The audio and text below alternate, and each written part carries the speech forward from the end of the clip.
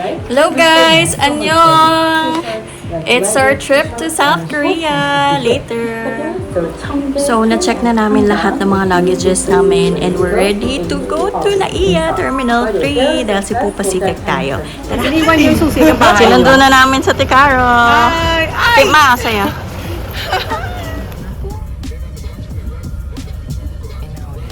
Hello guys! Nandito na tayo sa Terminal 3!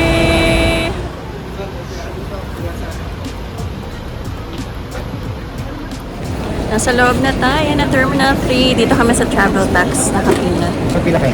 Ayos po. Yan, if like nyo magpa-cling wrap ng luggages, ayun, meron sila. Printing and photocopy rin meron. Hi, nakapag-check-in na rin tayo. Immigration na, let's go!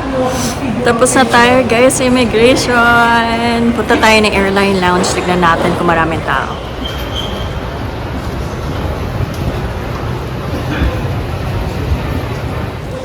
Puno sa lounge. So, bababa na lang kami sa food hall. Ewan ko lang kung may bukas pa. Let's go. So, Marhaba and a lounge. So, bababa na lang kami kasi it's already 10 p.m. Tapos, ang boarding time is 11. Isang oras na lang. Sa baba. Bumaba sila. Kaya naiwan sila. So, nandito tayo sa Tapa King, guys. Hindi na tayo tumuloy sa Marhaba kasi sobrang haba ng waiting time. So, eto, hindi natin na ano yung sa tax natin kanina. So, merong ang tax is still 1,620. And then, sa bata is half. So, that is 810 pesos.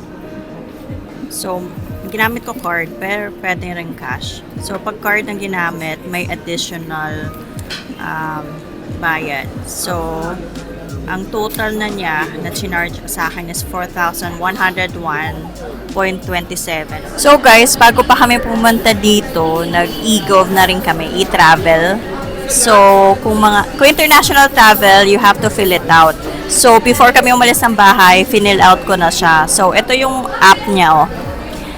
Tingnan nyo lang sa Play Store or App Store. So, search for e-gov, then download it. Then, input nyo lang lahat ng information na needed. Then, click nyo yung travel na plain icon dyan. And then, i-ask na kayo ng details, no? Yung passport details and yung departure and arrival details nyo rin. So, yun. After nun, merong QR code na isi-send. And then, yun, okay na. So, makikita na yun pag nag-pass through kayo ng immigration. So, next naman is for our Korean arrival card. So, ang ginawa ko lang, mabilis lang siya, guys. So, search lang sa Google ng Korea arrival card. Search natin online. Yan. So, ito siya. Official Korean arrival card. Here it is. Ayan. So, nakasulat na dyan, dates available for entry declaration. So, today is November 23. So, pwede ka na mag-declare ng November 23, 24, and 25. So, yan. So, meron dyan, arrival card. Click nyo lang yung submit. And then, ayan, I agree to the collection and use of personal information. Then, ask kayo for your email, then confirm email. So, once na na-confirm nyo na yan, iti-take kayo dun sa details na kailangan nyo i-fill out, which is yung passport nyo, need nyo i-upload, and also yung departure and arrival details nyo.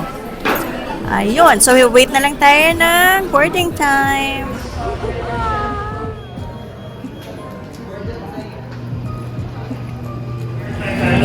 Boarding na tayo. 없습니다. 배터리가 지나치게 뜨거워지면 전자기기 사용을 중단하시기 바랍니다. International Airport in South Korea. Local time is 20 minutes past 5 in the morning. There is a 1-hour time difference between the Philippines and South Korea. South Korea is an hour ahead. Ground temperature is 12 degrees Celsius. On behalf of your entire Cebu Pacific team, headed by flight deck crew, Captain Salonga and First Officer Law.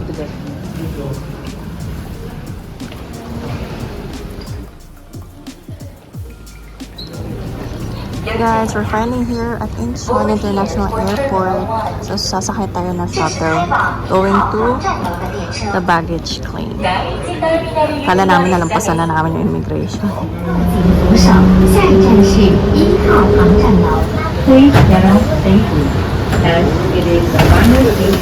Laki pala nito. May pa-train pa sila, pa-shuttle. Tapos na tayo guys sa immigration. So, kukunin na natin yung mga check-in baggage natin. Ayan ang aking bagahe. Oh, may name talaga yan. Para hindi mawala. Para hindi kunin. So, bumili tayo sa Crook ng SIM card for 10 days. So, may free T-money na rin siya. Tara, pick up na. With free T-money, ito na rin yung T-money niya. So, ayan, meron pang lagayan ng SIM card. So, tsaka SIM pin, meron na rin. So, kailangan mo siyang loadan din. So, tara, hanap tayo ng mabibili ng T-money kasi wala pa si Suri.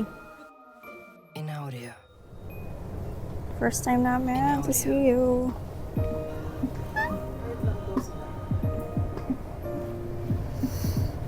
Yan, hanap tayo. Gutom na kami. Oh, you can get your drink and oh, ang dami. Sarap daw itong rice crackers. The famous banana milk. Yan ang first buy natin. Gusto mo? Get ka ng banana milk. Sausages, tig to 2,000, around 2,300, 2,800, nag-range. Yun na to.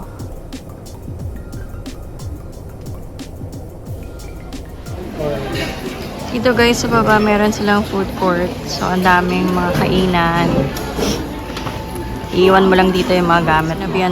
Sinabihan kami kanina. Pwede namang iwan. Marami daw CCTV. Ito yung food namin. This is how much tayo? 15,000 won? 12 din sa'yo. 12,000 won lang yan. First kami natikaran ng food. Tatay. Yan ang 16,000 won niya. Okay, sure.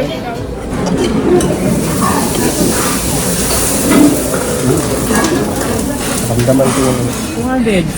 6,000 pesos. No, 6,000 won. Tuntua siya. Nakapagkape na naman siya. Hanap kami ng matatapapan. Sa 7-Eleven. So guys, ito yung bus tickets. Ang sabi, cards lang ang accepted. And T-money siguro. Kasi T-money yung nakasulat dyan. So, nabili na si tatay ng bus tickets natin. Ang bus number is 6001. Baba daw sa Keon Station. Then, walk na lang to K-pop Hotel, Seoul Tower. Pero, hey! Nakalabas na rin kami. It's 12 degrees, guys! Ang lamig! So, anytime naman daw yung bus. Hintayin na lang natin dito. Platform 5B. So, bababa nga ng Heyon. And then, lakad na tayo. Mga 10 to 15 minutes daw. Eh, medyo uphill yung lakad.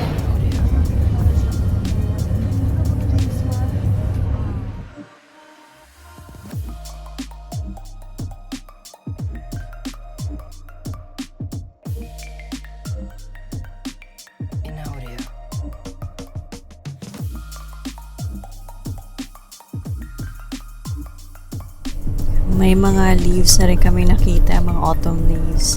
Mabuti yung iba hindi pa lagas. Meron pang mga pa red pa lang siya. Orange to red. Ayan. At saka nakakatawa dito guys, tignan mo may seatbelt. Kahit sa bus may seatbelt.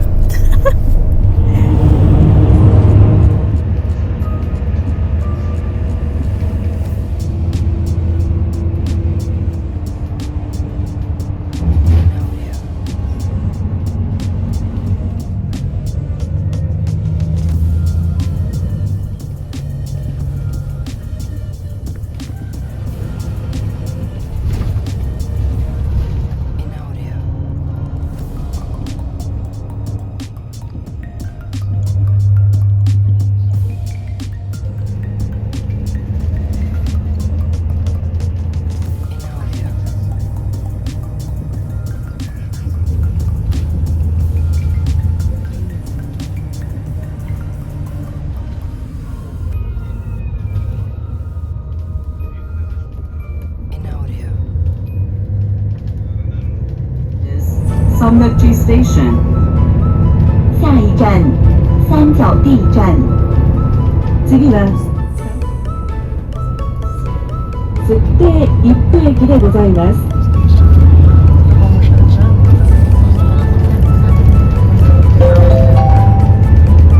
이번에 내리실 곳은 Ito na yung hotel namin. Mabilis lang pala. Lapit lang pala niya, oh. Ayan, oh. Kita niyo yung K-pop hotel. Buti na lang malamig.